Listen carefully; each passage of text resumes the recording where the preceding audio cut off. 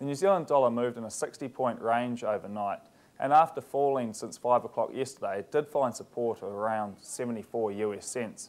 This morning we are trading slightly higher than this at 74.60. It appears that most of the movements in the New Zealand dollar are predominantly driven by offshore. Contagion fears coming out of the Eurozone are predominantly this main driving force. President Jean-Claude Trichet did try to dampen some of the fears overnight by claiming that investors are underestimating the willingness of the Eurozone to contain the European debt crisis. However, this had little effect and did not support the markets. The euro has tumbled fairly substantially against the US dollar over the month of November and has fallen about 9%. It is currently sitting around $1.30 US. In equity markets, all markets over the night were fairly mixed, with the majority trending into the red. However, the Dow Jones did find some support and is slightly up on yesterday's closing figure. In a sign of an export-led recovery, New Zealand's trade surplus once again jumped to about $1.2 billion for the last year. This is the highest level since 1994. It appears that a commodities-hungry China is really supporting New Zealand's growth aspirations. In a further sign, New Zealand dairy sector continues to jump ahead, and exports for the month of October were about 3.7 billion New Zealand dollars. This is a 24% increase year on year.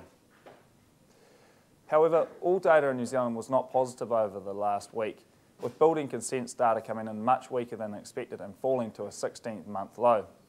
Today we'll look across the ditch to Australia to see how our GDP will perform over the coming year. Today, Australia marks their September quarter GDP.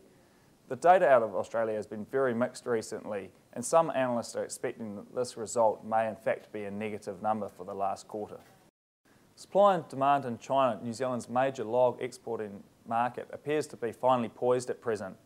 After dramatic price increases in September and October, the month of November has seen log prices somewhat plateau. It appears that demand globally does remain very strong for our lumber at present, and India demand for timber is very much surging ahead. However, a high New Zealand dollar combined with a high cost of shipping to that area does mean that supplies are not actually hitting the ports in India at present. The Baltic Dry Index has eased over the month of October about 11%. This is representative of the fact that Chinese imports of Australian iron ore have somewhat slowed. Log prices will likely plateau until after the New Year, with the Chinese New Year meaning that many of their production sector will be going on holiday.